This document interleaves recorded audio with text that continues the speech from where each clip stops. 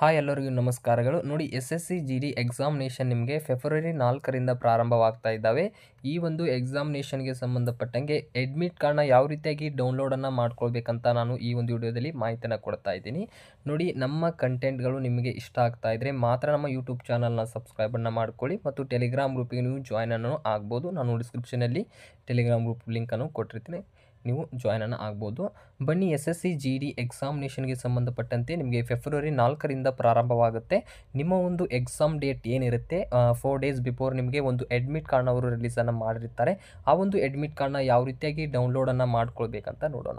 ಮೊದಲೇದಾಗಿ ನೀವು ಏನು ಮಾಡಬೇಕಂದ್ರೆ, ನಾನು ಡಿಸ್ಕ್ರಿಪ್ಷನಲ್ಲಿ ಡೈರೆಕ್ಟ್ ಲಿಂಕನ್ನು ಕೊಟ್ಟಿರ್ತೀನಿ, ಅದನ್ನು ಓಪನನ್ನು ಮಾಡಿಕೊಂಡು ಇಲ್ಲಿ ಯೂಸರ್ ನೇಮ್ ಮತ್ತು ಪಾಸ್ವರ್ಡ್ ಹಾಕಿ ನೀವು ಲಾಗಿನ್ ಮಾಡಿ ಅಡ್ಮಿಟ್ ಕಾರ್ಡ್ನ ರಿಲೀಸನ್ನು ಆಗಿರುತ್ತೆ ಅದನ್ನು ಡೌನ್ಲೋಡನ್ನು ಮಾಡ್ಕೊಳ್ಬೇಕಾಗುತ್ತೆ. ಇಲ್ಲ ನಮ್ಮ ಕಡೆ ಯೂಸರ್ ID ಗೊತ್ತಿಲ್ಲ ಮತ್ತು ಒಂದು ಪಾಸ್ವರ್ಡ್ನು ಗೊತ್ತಿಲ್ಲ ಅಂತಂದರೆ ನೀವು ಎರಡನ್ನು ತೆಗೆದುಕೊಳ್ಬೋದು. ಒಂದು ಫಾರ್ಗೆಟ್ ಪಾಸ್ವರ್ಡ್ ಅಂತ ಒಂದು ಆಪ್ಷನ್ ಇದೆ, ಇದ್ರ ಮೇಲೆ ಕ್ಲಿಕ್ ಮಾಡ್ಕೊಂಡ್ರೆ ನಿಮ್ಮ ಒಂದು ಮೊಬೈಲ್ ನಂಬರ್ ಡೀಟೇಲ್ಸ್ ಕೇಳುತ್ತೆ. ಮೊಬೈಲ್ ನಂಬರ್ ಡೀಟೇಲ್ಸ್ ಕೇಳಿ ಒಂದು OTPಯನ್ನು ಅಲ್ಲಿ ರಿಶ್ಯೂ ಮಾಡಿ ಅದನ್ನು ಡೀಟೇಲ್ಸನ್ನು ನೀಡಿದರೆ ನೀವು ಫಾರ್ಗೆಟನ್ನು ಮಾಡ್ಕೊಳ್ಬೋದು. ಇಷ್ಟು ರೀತಿ ಇರುತ್ತೆ. ಇಲ್ಲ ನನ್ನ ಕಡೆ ಒಂದು ಯೂಸರ್ ರಿಜಿಸ್ಟ್ರೇಷನ್ ನಂಬರು ಮತ್ತು ಪಾಸ್ವರ್ಡ್ ಎರಡೂ ಇದೆ ಅಂದರೆ ಈ ಎರಡು ಡೀಟೇಲ್ಸನ್ನು ನೀಡಿ ಲಾಗಿನನ್ನು ಮಾಡ್ಕೊಳ್ಳಿ. ನೋಡಿ, ಲಾಗಿನ್ ಮಾಡಿದ ತಕ್ಷಣ ನಿಮ್ಮ ಒಂದು ಕ್ಯಾಂಡಿಡೇಟ್ ಡ್ಯಾಶ್ಬೋರ್ಡ್ ಓಪನ್ ಆಗುತ್ತೆ. ನೀವು ಕೆಳಗೆ ಸ್ಕ್ರೋಲ್ ಮಾಡ್ಕೊಳ್ಳಿ. ಇಲ್ಲಿ ಸ್ಕ್ರೋಲ್ ಮಾಡ್ಕೊಂಡು ಇಲ್ಲಿ ಅಡ್ಮಿಷನ್ ಸರ್ಟಿಫಿಕೇಟ್ ಅಂತ ಒಂದು ಆಪ್ಷನ್ ಇದೆ, ಇದ್ರ ಮೇಲೆ ಕ್ಲಿಕ್ಕನ್ನು ಮಾಡ್ಕೊಳ್ಳಿ. ನೋಡಿ, ಇದ್ರ ಮೇಲೆ ಕ್ಲಿಕ್ ಮಾಡಿದ ತಕ್ಷಣ check status of admission certificate ಅಂತ ಒಂದು ಆಪ್ಷನ್ ಬರುತ್ತೆ. ಇಲ್ಲಿ ಕೆಳಗೆ ಸ್ಕ್ರೋಲ್ ಮಾಡ್ಕೊಂಡು ಯಾವ ಒಂದು ಎಕ್ಸಾಮಿನೇಷನ್ ಇದೆ ಅದನ್ನು ಚೂಸ್ ಮಾಡ್ಕೊಳ್ಬೇಕು. ಎಕ್ಸಾಮಿನೇಷನ್ ಇಯರ್ನ ಇಲ್ಲಿ ನೀವು ಚೂಸ್ ಮಾಡ್ಕೊಳ್ಬೇಕಾಗುತ್ತೆ.